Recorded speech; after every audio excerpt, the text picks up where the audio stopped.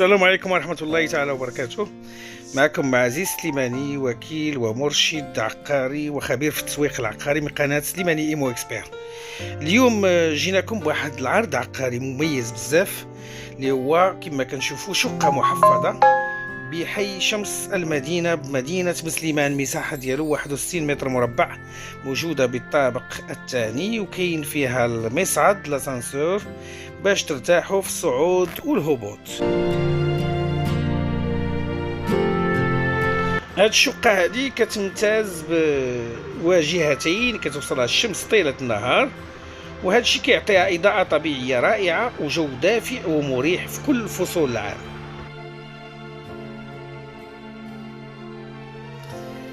كيف ما كنشوفوا في التقسيم ولا التقسيم ديال الشقة من الداخل، كتكون من صالون فسيح ومضيء كيف ما شفنا، وجوج ديال الغرف ديال النوم غنشوفوهم وحده وحده، وكذلك كاين حمام انيق وواحد المطبخ عملي، وزيد عليهم جوج ديال البالكونات باش تستمتع بالهواء الطلق والمنظر الخارجي.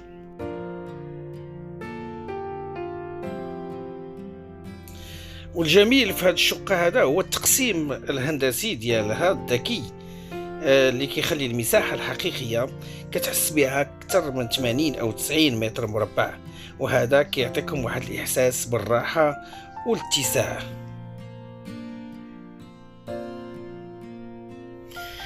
بالمناسبة الإخوان، هاد الشقة كتوجد في السكن الاقتصادي ديال شمس المدينة اللي تباعوا ب 25 مليون، ولكن مولاها خسر عليها 12 مليون. يعني إلا باعها ب 36 خاسر مليون، باعها ب 35 خاسر 2 المليون. كيف ما كتشوفوا راه المطبخ معود كامل، الحمام كامل، الإنارة، الصباغة، كل شيء معود. يعني 12 مليون ديال بصح وما يزيد عليها، اللي مخسورة يعني طالعة ب 37 مليون باش تلعب بلا مصاريف ديال التسجيل والتحفيظ ولي فري نوطاري. اما بالنسبه للموقع ديال هذا العرض هاد الشقه هذه، فهنا كاين السر. حي شمس المدينه معروف بالاقبال الكبير عليه، حيت راه وسط البلده وقريب من جميع المرافق، مدارس، اسواق، مواصلات، يعني كل شيء بين يديك. هذه فرصة ذهبية أي واحد كيقلب على شقة للسكن أو لا حتى للاستثمار، لأن الطلب في هذا الحي كبير والعقار فيه كيطلع قيمته مع الوقت.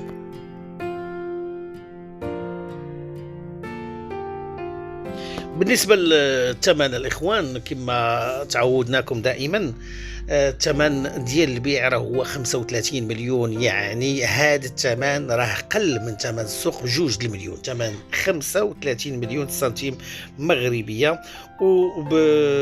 وبصالح الشاري. يعني سعادات الشاري بهذه الشقة هذه الجميلة والأنيقة، وفي موقع ممتاز، باب مزيان، والجيران مزيانين، وكل شيء فيها مزيان.